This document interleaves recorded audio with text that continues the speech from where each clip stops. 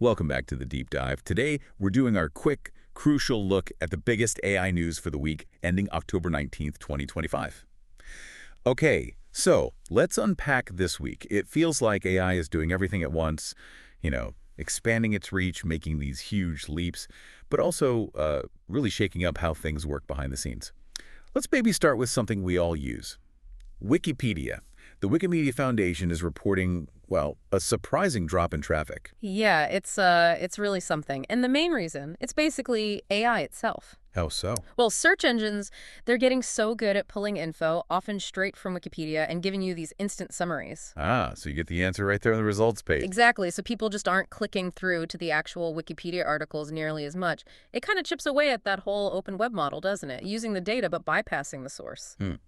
And speaking of data and where companies get it, that leads us right to Meta, right? They've rolled out this big new opt-in feature. US and Canada, I think. That's right. It basically offers to scan the photos on your phone's camera roll. Even pictures you haven't, posted or anything. Yeah, even the unseen ones. The idea is their Meta AI can then suggest edits or make collages for you. Okay, but wait. To do that, you have to agree to upload those photos, the ones just sitting on your phone. That's the core tension, precisely. You grant permission, they go to the cloud for processing. Now, Meta says they aren't using these specific photos for training their big AI models. Unless you actually go ahead and share them or use the AI to edit them, that's the claim. But it still feels like a bit of a step.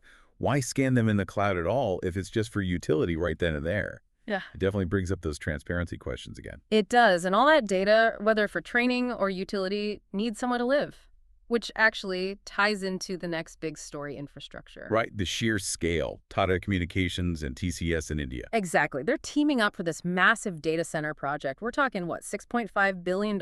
Yeah, aiming for about a gigawatt of capacity over the next, 5 to 7 years. That's huge. Yeah. It's definitely a statement. It's about building that sovereign data capability, part of that one Tata idea, pulling their digital strengths together on a global scale. So you have this incredible buildup on one side, but then you contrast that with what's happening with the workforce. Oh, absolutely. And this is where it gets really interesting and maybe a bit jarring.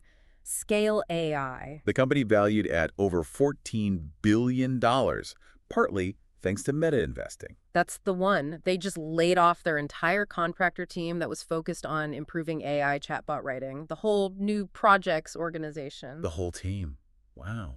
What happens to those contractors?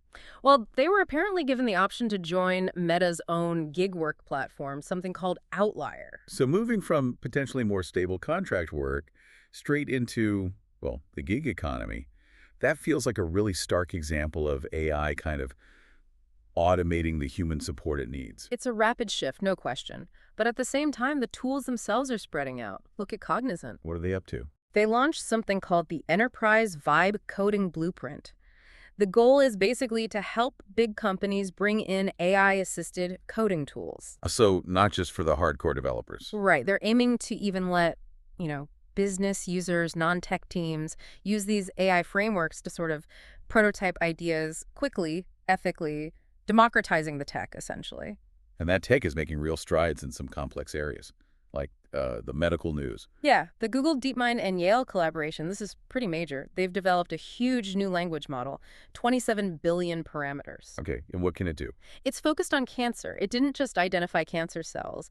It actually suggested specific drug combinations to make tumors more visible, more targetable by the patient's immune system. So it's not just pattern recognition, it's suggesting strategy. That opens up completely new ways to think about treatment, doesn't it? It really does. New therapeutic pathways, potentially. Okay, one last piece on the infrastructure side, speaking of strategy. Google's big India data center plans. Right, the $15 billion investment, another gigawatt campus with Adaniconex and Airtel. But they chose Visakhapatnam VZAG, not Bangalore, the usual hub. Why? Seems strategic. VZAG has better access to subsea cables, apparently. It shortens the data routes to Southeast Asia. Plus, probably things like cheaper power, maybe faster regulatory approvals compared to the more established, congested tech centers. Okay, so wrapping this week up, We've seen AI impacting knowledge platforms like Wikipedia, raising data privacy questions with Meta's photo scanning, driving these enormous infrastructure builds by Tata and Google. While also displacing workers at places like Scale AI, yet simultaneously enabling breakthroughs like the DeepMind cancer model. It's a lot. It really is. What stands out most to you from all this when you connect the dots? For me, it's that increasingly fuzzy line, the line between AI accessing your data just to, do something useful for you right now versus accessing it to learn and get smarter for the future. That line feels blurrier than ever. Yeah, that's a really good point. And maybe the provocative thought for everyone listening is this. Yeah. When you see the scale AI layoffs happening almost instantly, the DeepMind model making such a complex leap is the real challenge. Now, less about what AI can technically do And more about. and more about how fast our rules, our ethics, our job markets can possibly adapt. Right. Are we hitting a speed bump defined not by technology, but by our own ability to keep up?